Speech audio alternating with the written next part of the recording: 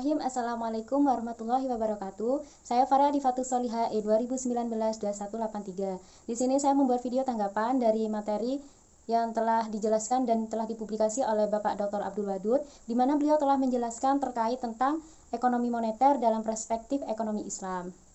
Sebelumnya saya ucapkan terima kasih kepada beliau karena sudah berkenan menyampaikan ilmunya kepada kami semua.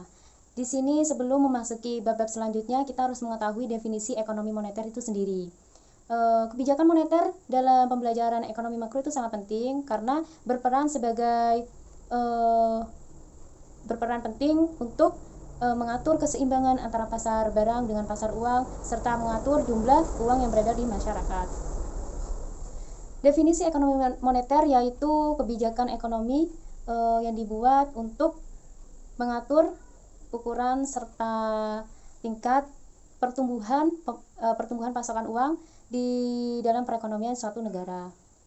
Kata lainnya itu ekonomi moneter itu adalah kebijakan yang dikeluarkan oleh pemerintah dalam mencetak uang, mengedarkan uang, mengatur jumlah uang yang beredar di masyarakat untuk menjaga kestabilan harga sehingga pertumbuhan ekonomi itu bisa berkembang dengan baik.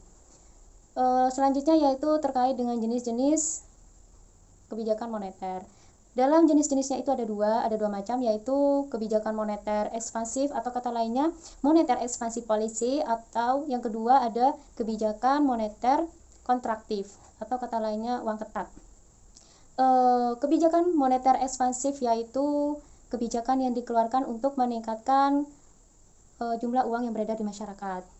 Tujuannya untuk apa? Tujuannya itu untuk mengatasi pengangguran. Semisal contoh, pemerintah itu membeli surat-surat berharga sehingga nantinya pengusaha itu akan mendirikan perusahaan yang mampu menyerap tenaga kerja sehingga pengangguran teratasi dan semakin banyak tenaga kerja, jadi juga mempengaruhi tingkat daya beli masyarakat sehingga pertumbuhan ekonomi itu berjalan dengan baik. Yang kedua ada kebijakan moneter kontraktif atau kata lainnya yaitu uang ketat. Terjadinya kebijakan moneter kontraktif ini terjadi jika dalam suatu negara itu mengalami inflasi. Jadi yaitu tujuan dikeluarkan kebijakan ini untuk menurunkan atau mengurangi jumlah uang yang beredar di masyarakat. Semisal contoh, perusahaan itu menjual sertifikat kepada masyarakat sehingga nanti uangnya itu kembali masuk ke bank, atau bisa juga dengan meningkatkan suku bunga sehingga masyarakat itu tertarik untuk menabungkan uangnya di bank. Seperti itu. Yang selanjutnya yaitu tujuan dikeluarkannya kebijakan ekonomi moneter atau kebijakan moneter. Tujuannya itu ada 8, diantaranya yaitu yang pertama, mengedarkan mata uang untuk alat pertukaran dalam perekonomian. Yang kedua itu menjaga kestabilan harga. Yang ketiga menjaga kestabilan ekonomi. Yang keempat meningkatkan kesempatan kerja. Yang kelima memperbaiki neraca perdagangan kerja masyarakat.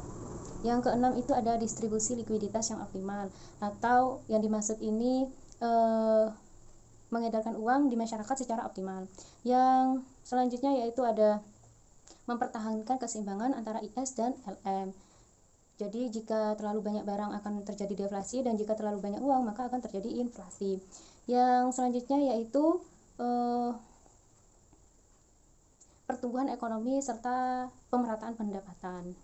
Yang selanjutnya yaitu instrumen kebijakan moneter. Ada 6 macam. Yang pertama yaitu kebijakan operasi pasar terbuka. Yang kedua ada kebijakan diskonto. Yang ketiga ada kebijakan cadangan kas. Yang keempat ada kebijakan kredit ketat. Yang kelima ada kebijakan dorongan moral.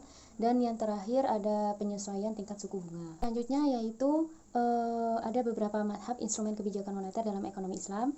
Yang awal ada madhab pertama atau iktisaduna, dan yang selanjutnya madhab kedua madhab mainstream.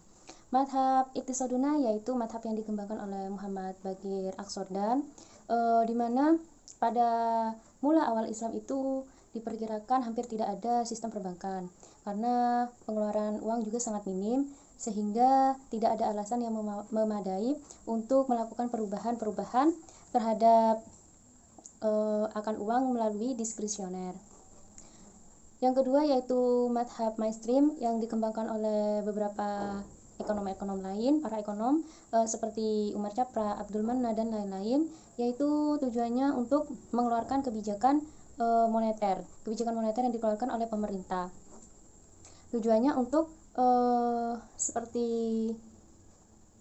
mengatur peredaran uang, mengatur keseimbangan antara IS dan LM, untuk menjaga kestabilan harga sehingga perkembangan ekonomi itu berjalan dengan baik. Yang selanjutnya yaitu instrumen kebijakan moneter dalam ekonomi Islam. Ada 7 macam. Yang pertama yaitu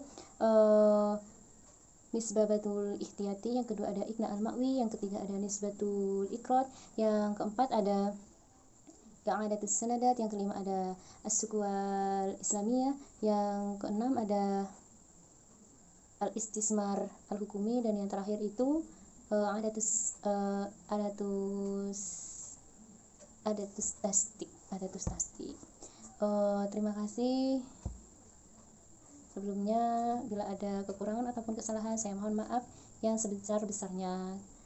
Syukran kasiron. Wassalamualaikum warahmatullahi wabarakatuh.